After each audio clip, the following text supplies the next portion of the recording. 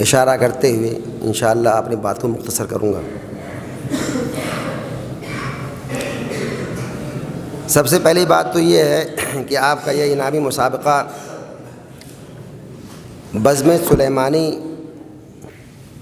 کے تحت ہو رہا ہے۔ بزم سلیمانی جس کو آپ کہتے ہیں، یہ وہ بزم سلیمانی جس نے تحقیق و نظر کا کام کیا، انفاس علی نے روشن فی الندوے کا جہاں میں نام کیا، تو وہ بزم سلیمانی کس کی طرف نسبت ہے؟ اس بزم کی سید الطائفہ علامہ سید سلیمان ندوی رحمۃ اللہ علیہ کی طرف اس بزم کی نسبت ہے۔ اور اس کا مغز کیا ہے؟ وہ بزم سلیمانی جس نے تحقیق و نظر کا کام کیا۔ اس بزم سلیمانی کے تحت جو چیز طلباء کے اندر پروان چڑھانے مقصود ہے وہ ہے تحقیق و نظر۔ اور تحقیق و نظر پیدا کیسے ہوتی ہے؟ وہ کثرت مطالعہ کے ذریعے پیدا ہوگی۔ جب تک آپ کا مطالعہ خوب گہرا نہیں ہوگا، وسیع نہیں ہوگا، اس وقت تک آپ کے کلام میں، آپ کی تحریر میں کوئی جان نہیں پیدا ہوگی۔ ایک زمانہ تھا کہ لوگ 100 صفحہ پڑھتے تھے، 100 صفحہ پڑھتے تھے تو 2 صفحہ لکھتے تھے، 1 صفحہ لکھتے تھے۔ 10 کتابیں پڑھتے تھے تب ایک کتاب جا کے تصنیف کر پاتے تھے۔ پھر اس کے بعد انحطاط کا دور شروع ہوا، اور ہوتے ہوتے یہ صورتحال ہو گئی کہ 2 صفحہ پڑھتے ہیں اور 100 صفحہ لکھتے ہیں۔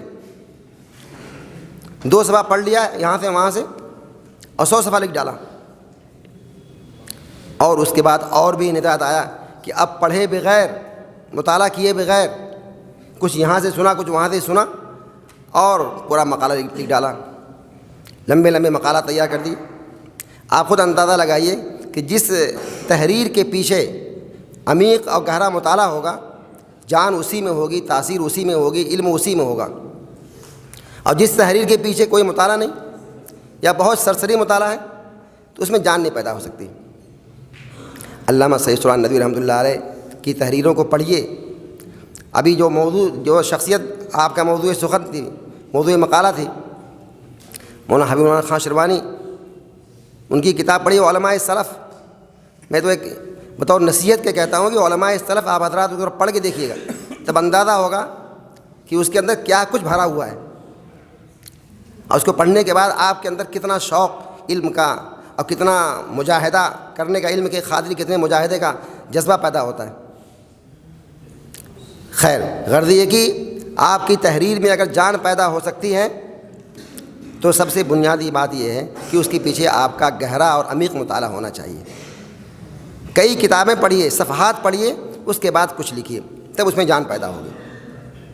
تو ایک چیز تو یہ ہے۔ اور دوسری چیز یہ ہوتی ہے کہ جب بزم میں آپ آئے اور آپ یہاں اسٹیج پہ کھڑے ہوئے تو طرز القاء، مقالے کے پیش کرنے کا انداز، تقریر کے پیش کرنے کا انداز بالکل دونوں مختلف ہوتا ہے۔ تقریر میں جوش ہوتا ہے، جذبہ ہوتا ہے، آواز میں نشیب و فراز ہوتی ہے، بہت سی چیزیں ہوتی ہیں۔ مقالہ نگاری کی جب بزم ہوتی ہے، مقالہ پیش کرنے کے لیے آپ کھڑے ہوں گے تو وہاں پر سنجیدگی، متانت، وقار اور بہت شور شرابہ، ہنگامہ نہیں، بہت ہی وقار کے ساتھ آپ کو اپنی بات پیش کرنی ہے۔ لیکن میں نے بہت سے طلباء کو دیکھا یہاں پہ کہ پیش کر رہے ہیں مقالہ، ٹھیک ہے، لیکن نگاہ بالکل سامعین کی طرف بالکل ہی نہیں، بالکل صرف اور صرف اپنے اس مقالے پر ہے۔ اس انداز سے پڑھیے مقالہ، اتنی مرتبہ پڑھ لیجئے پہلے آپ کہ آپ جب مقالہ پیش کیجئے تو ایسا محسوس ہو کہ آپ کو مقالہ آدھا یاد ہے۔ آپ گاہے بگاہے سامعین کو بھی کے سامنے آپ کی نگاہ جانی چاہیے۔ صرف اور صرف آپ مقالے کی حد تک آپ کی نگاہ رہے گی تو اگر یہ مائک نہ ہو تو لوگوں کو آواز تک نہیں پہنچے گی، اور آپ نیچے منہ کیے ہوئے ہیں، نگاہیں نیچے۔ اس لیے ضرورت اس بات کی ہے کہ اس مقالے کو پیش کرنے سے پہلے اتنی مرتبہ پڑھ لیجئے کہ اس میں غلطیاں بھی نہ رہیں اور وہ مقالہ آدھا آپ کو یاد ہو جائے، تاکہ جب آپ پیش کریں تو اپنے سامعین کی طرف بھی آپ کی نگاہ جاتی رہے۔ اگر آپ کے مقالے کے پیچھے اگر یہ دونوں چیزیں، یہ دونوں صفت پیدا ہو جاتی ہے، ایک تو آپ کا مقالہ یہ مطالعے کے بعد لکھا گیا ہو، مطالعے کے بعد لکھا گیا ہو، اور دوسری چیز یہ ہے کہ آپ کا طرز القاء، پیش کرنے کا انداز، اگر آپ مقالہ پیش کرتے ہیں اور انداز تقریر کا ہے تو بھی غلط ہے۔ لہذا تقریر کا انداز اور مقالے کے انداز میں فرق ہونا چاہیے، اور اس فرق کو آپ کو سمجھنا چاہیے۔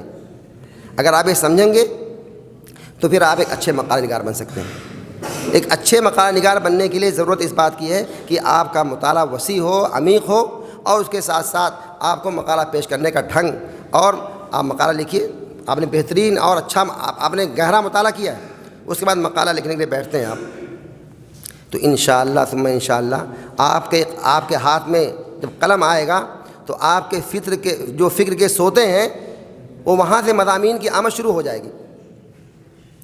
حضرت مولانا سید محمد واضح رشید ندوی مرحوم ہم سب کے استاد تھے، انہوں نے ہم کو ایک نصیحت کی تھی، میں آپ کو نصیحت آپ کو شیئر کرتا ہوں، آپ کو بتاتا ہوں۔ انہوں نے کہا کہ دیکھو ہمیشہ قلم کو سنبھالے رہو، ہمیشہ قلم چلاتے رہو، ہمیشہ لکھتے رہو۔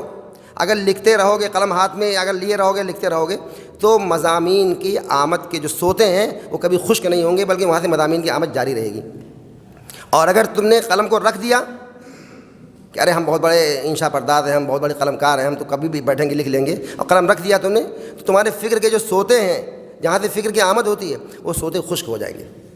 پھر تم چاہو گے کہ ہم کچھ لکھیں، کچھ مضمون ہی نہیں آئے گا کہ کیا لکھیں، کہاں سے شروع کریں، کہاں ختم کریں۔ اس لیے بہت ضرورت ہے اس بات کی کہ آپ قلم کو سنبھالے رہیں۔ اور یاد رکھیں ندوے کا بہت بڑا امتیاز ہے کہ ندوے نے اگر خطیب پیدا کیے ہیں، مقرر پیدا کیے ہیں، تو بہت اچھے ایسے مقالہ نگار پیدا کیے ہیں جن کی تحریروں کے اندر علم ہے، تحقیق ہے، نقد ہے، بہت تمام چیزیں ہیں۔ خود علامہ صلی اللہ علیہ وسلم ندوی کو لے لیجیے آپ، ان کی تحریریں پڑھیے آپ، تو علم کا ایک سمندر، ہر کتاب پڑھنے کے بعد علم کا ایک سمندر، علم کا ایک دریا ناپیدا کنار آپ کو ملے گا اس کے اندر۔ لیکن ہم لوگ اس زمانے میں پڑھتے نہیں ہیں۔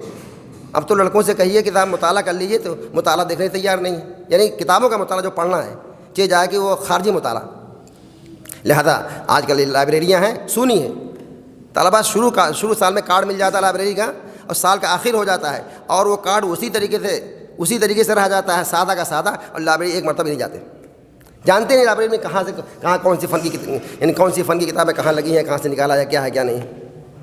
جب تک آپ دارالمصنفین ان کی کتابیں اور ندوۃ العلماء اور اس کی لائبریری، اور یہاں کی لائبریری ندوۃ العلماء کی، یہ تو سمجھیے کہ آپ بہت بڑی لائبریریوں کا مجموعہ ہے، ملک کے کونے کونے سے اور بڑے بڑے اسکالرس آتے ہیں اور اسی ندوے کی لائبریری سے فائدہ اٹھاتے ہیں۔ تو ہم لوگ، اللہ تعالیٰ نے ہم کو یہاں بھیجا ہے، ہم یہاں موجود ہیں، یہاں کی یہ بس ملی ہوئی ہے، اگر ہم اس کی قدردانی کریں گے تو ہم بھی ایک صاحب قلم، ایک انشاء پرداز، ایک اچھے طرز نگارش رکھنے والا ایک ایسا مقالہ نگار پیدا ہوگا کہ جو اگر ایک مقالہ لکھے گا تو انشاءاللہ وہ مقالے سر آنکھوں پہ رکھے جائیں گے اور پوری عزت کے ساتھ کو پڑھا جائے گا، اسے فائدہ ہوگا۔ بس انہی چند باتوں پر میں اپنی بات کو ختم کرتا ہوں۔ مؤذن مرحبا بر وقت بولا تیری آواز مکے اور مدینے میں، میں اپنی بات ختم کرتا ہوں، اور آپ لوگوں سے گزارش کرتا ہوں کہ اس بزم کو غنیمت سمجھیے اور اپنے آپ کو ایک اچھے مقالہ نگار کی حیثیت سے آپ تیار کیجیے، اور یہی تیاری کا زمانہ ہے۔ اللہ تبارک تعالیٰ توفیق عطا فرمائے۔